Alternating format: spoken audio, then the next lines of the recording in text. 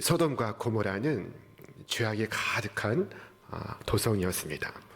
그 성은 하나님을 두려워하지 않았고 성적 문란과 폭력과 살인이 있었습니다. 하나님께서 이 소돔과 고모라에 불과 유황을 마치 하늘의 빛처럼 내리셔서 그 성과 온들과 성의 거주민들과 그리고 모든 땅에서 난 것을 다 엎어 멸하셨습니다. 왜 소돔과 고모라에 멸망이 있었을까요? 그 이유는 단 하나입니다. 바로 죄 때문입니다. 그 성은 물자가 부족했던 것이 아닙니다. 그 성은 풍족했습니다. 모두가 풍요로운 삶을 살았습니다. 그러나 그곳에 죄가 가득했습니다. 그때 하나님께서 롯을 위하여 천사를 보내셨습니다. 동틀 때 천사가 롯을 재촉하여 이르되 일어나 여기 있는 네 아내와 두 딸을 이끌어 내라. 이 성의 죄악 중에 함께 멸망할까 하노라. 천사들은 하나님으로부터 구원하심을 위하여 보냄받은 사자들입니다. 자, 이 천사들은 우리에게 오늘 전도하는 방법을 알려주고 있습니다. 그들은 첫째, 롯의 집을 찾아갔습니다. 둘째, 그들에게 진상에 대해서 설명을 합니다. 천사들은 여호와께서 이 성을 멸하실 터이니 속히 이곳을 떠나라고 말해 주었습니다. 셋째, 네 사위나 자녀나 성 중에 네게 속한 자들을 다 성 밖으로 이끌어 내라고 재촉을 합니다. 촉구를 했습니다. 하지만 사위들은 이 이야기를 듣고 농담으로 여겼다고 성경은 말씀하고 있습니다. 사랑하는 여러분, 이 시간 우리 모두 하나님 말씀을 농담으로 듣지 않기를 바랍니다. 시대를 막론하고 오늘 사람들은 심판에 대하여 심각하게 듣지 않습니다. 하나님의 심판을 외쳐도 진지하게 받아들이지 않습니다. 그러므로 그들이 구원받기 위하여 우리는 찾아가고 그리고 설명하고 그리고 재촉해야 하는 것입니다. 하나님의 강권하심이 없었다면 우리도 우리의 구주께로 나아오지 못했을 것입니다. 롯과 그의 아내와 딸들은 재촉을 받습니다. 그러나 그들은 지체를 하고 있습니다. 왜 지체를 할까요? 왜 위험한 곳에서 오랫동안 머물고자 할까요? 어서 나와야 할 그곳을 그들은 왜 늑장을 부리고 있을까요? 초능을 아껴야 할 그곳에 그들은 왜 시간을 허비하고 있을까요? 사람들은 왜 지체하고 있습니까? 그것은 그들의 마음이 그 멸망하는 도성에 남아있기 때문입니다. 자, 롯의 경우는 어땠습니까? 그에게는 많은 부동산이 있었습니다. 그는 아브라함을 떠나 그 땅을 택했습니다. 그곳은 비옥한 땅이었습니다. 또 그가 가진 양들과 가축들을 보십시오. 그에게 수많은 재산이 있습니다. 이것이 그가 지체하고 있는 이유입니다. 여러분의 경우는 왜 지체하고 있습니까? 무엇이 여러분을 지체하게 만들고 있습니까? 어떤 사람은 자신의 영혼에 대하여 그렇게 깊이 생각하지 않습니다. 어떤 분은 한평생 즐겁게 지내다가 죽기 직전에 믿겠다는 분이 있습니다. 그분은 과연 죽기 전에 믿을 수 있었을까요? 자, 겨울철 깊은 강에서 혹은 호수에서 썰매를 타는 아이들이 있습니다. 자, 그런데 얼음이 깨져 빠져 죽는 사고들이 비일비재했습니다. 해마다 있어 왔습니다. 얼음이 부서지는 것을 보았을 때 그들은 왜 나오지 못했을까요? 어쩌면 그들은 즉시 도망치지 못했을까요? 아무도 그 질문에 대답할 수 없습니다. 왜냐하면 빠져나올 수 없었기 때문입니다. 대답할 수 없는 것입니다.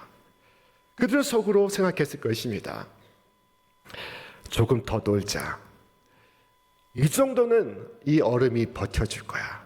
몇 분만 더 있자. 오늘 어떤 이들은 이 세상의 즐거움이라는 이 부서지는 빙판 위에 있습니다.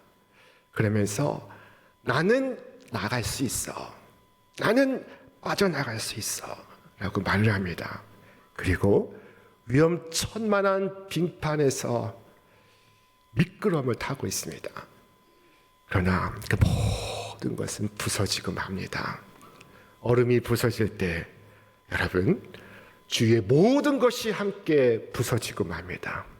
그 육체가 부서질 때 그의 정신도 그의 의식도 함께 부서지고 마는 것입니다. 그래서 빠져나올 수 없는 것입니다. 그렇게 되지 않도록 여러분 지금 나오시기 바랍니다. 즉시 나오시기를 바랍니다. 돌아보지 마시고 나오시기 바랍니다. 지체하지 말고 구주께로 나오시기 바랍니다. 주께서 말씀하셨습니다. 우리 함께 읽겠습니다.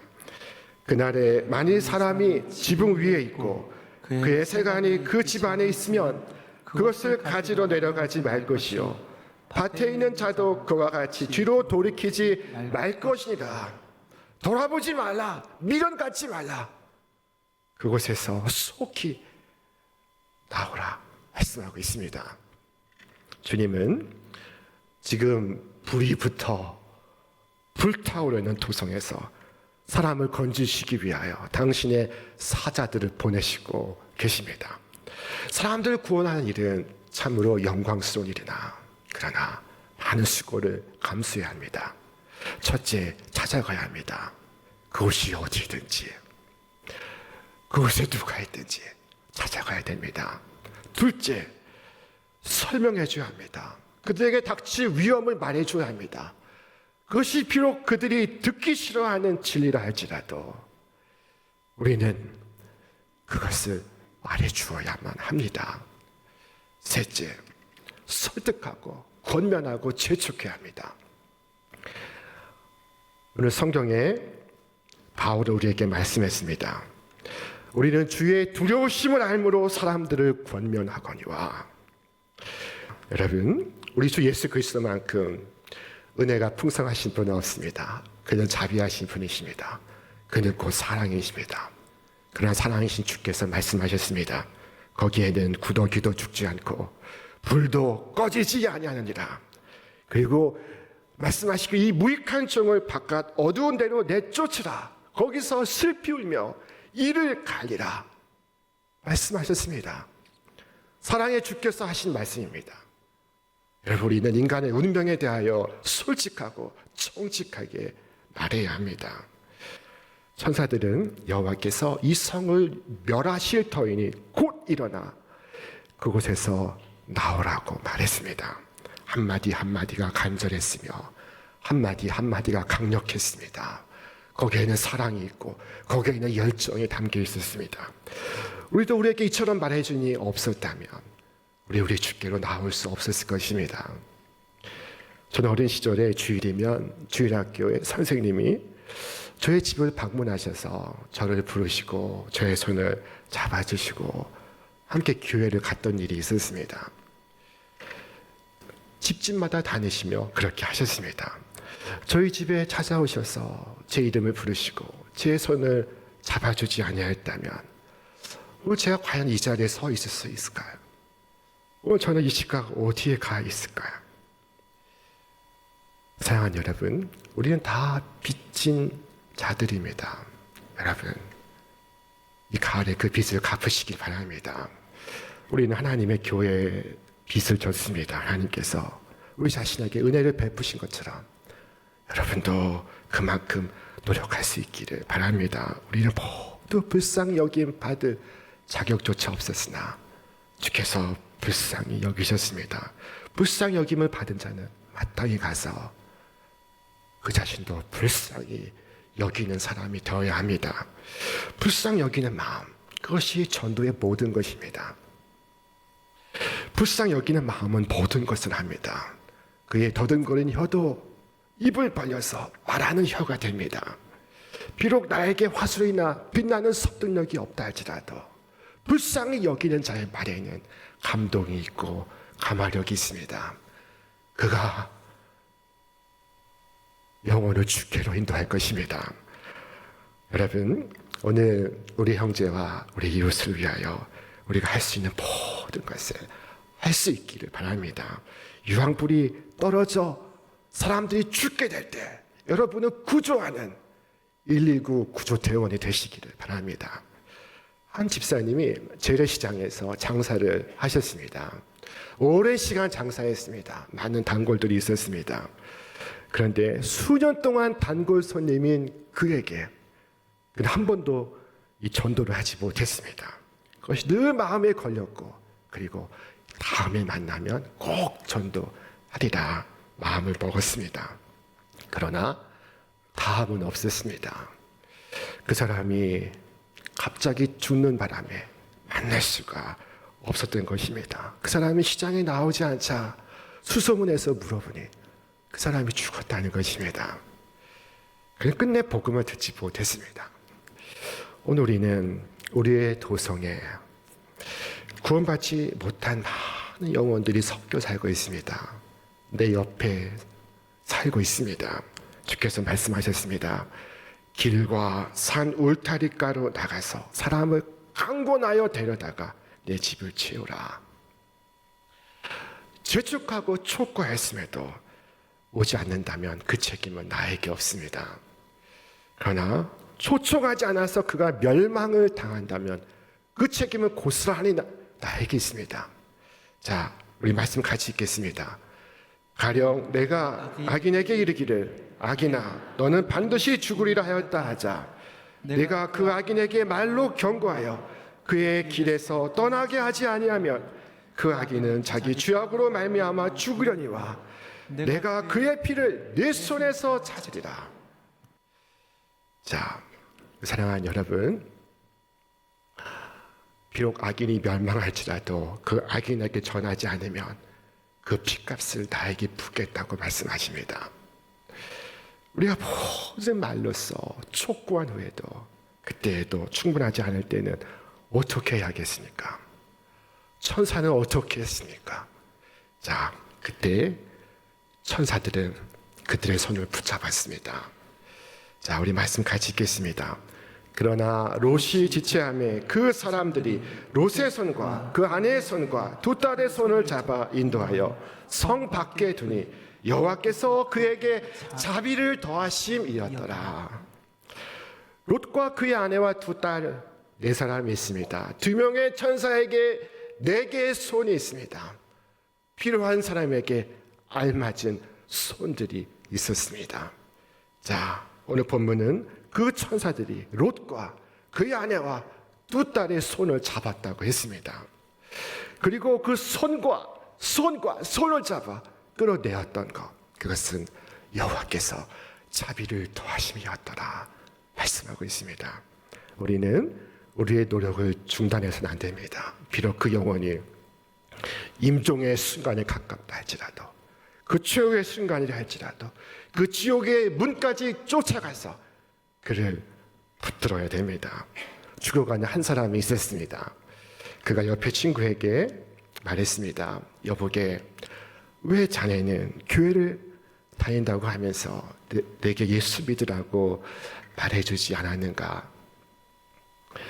그때 그 친구를 말했습니다. 친구요, 내가 말하지 않았던가? 그러자 그는 이렇게 답했습니다. 그래, 자네는 나를 책망하지 않고 나를 재촉하지도 않고 자네는 조용하게 말했지. 그러나 그때에도 나는 자네가 내 목을 부여잡고 나를 끌어내 주기를 바랐었네. 왜 그런 줄 아는가? 지옥에 떨어지는 순간에도 잠을 잘 정도로 무심한 죄인이기 때문일세. 죄인은 그렇다네. 자, 우리는 지위가 높든 낮든 힘이 많든 적든 우리는 다른 사람에게 선을 행할 능력이 있습니다. 한 번은 아람 왕이 신이 많은 군대 장관 나아만이 나병에 걸리게 되었습니다. 온 백성이 슬퍼했습니다.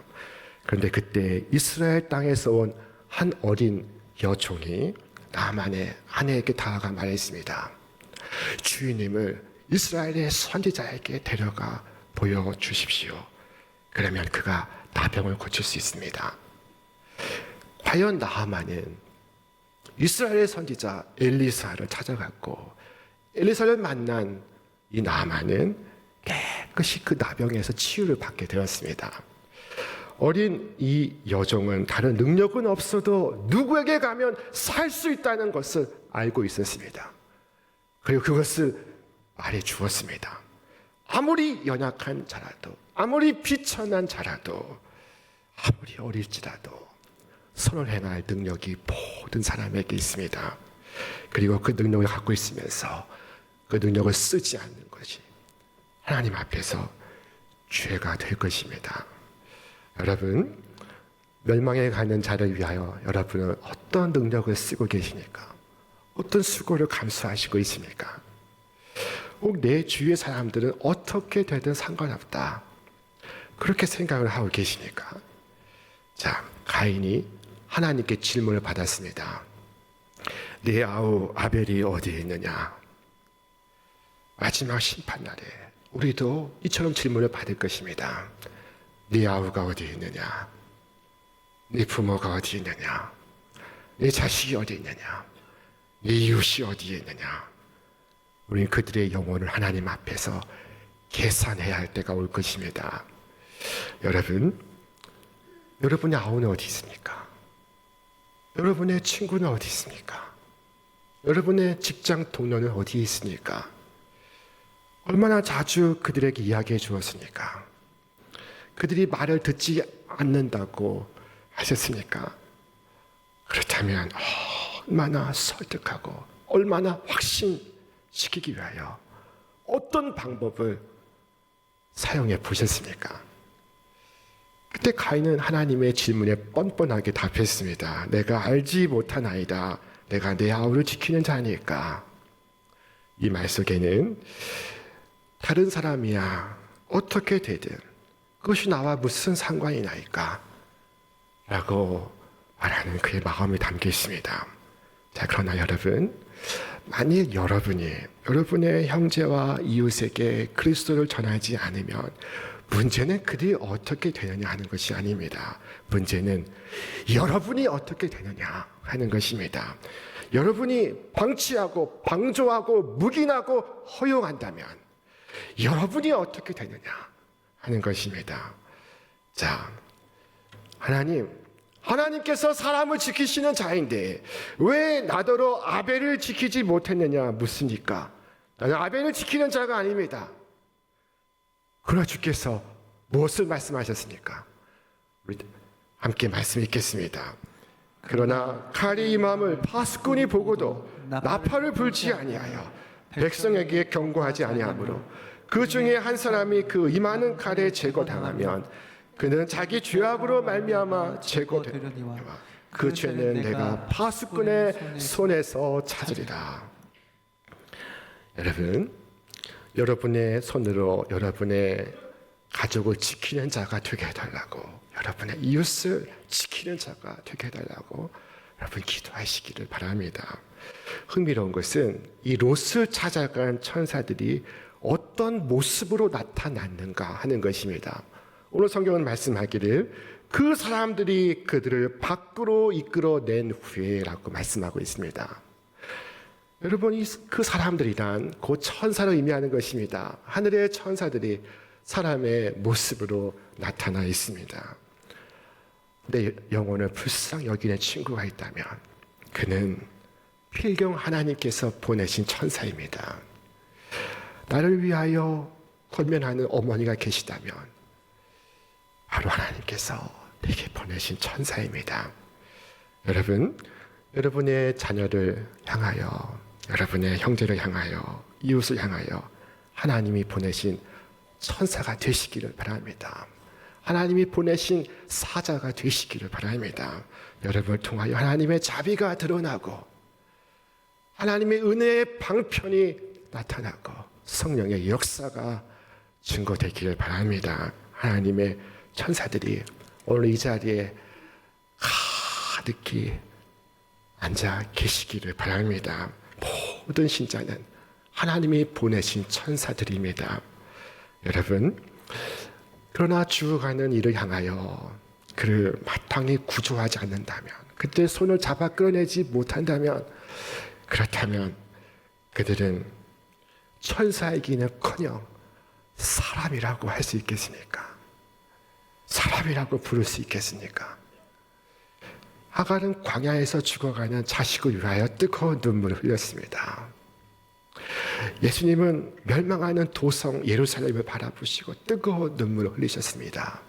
오 예루살렘아, 예루살렘아, 내가 암탉이 제 새끼를 품과 같이 내가 너를 품은 것이 몇 번이더냐. 그러나 너희가 그것을 거부하였다 말씀하고 있습니다.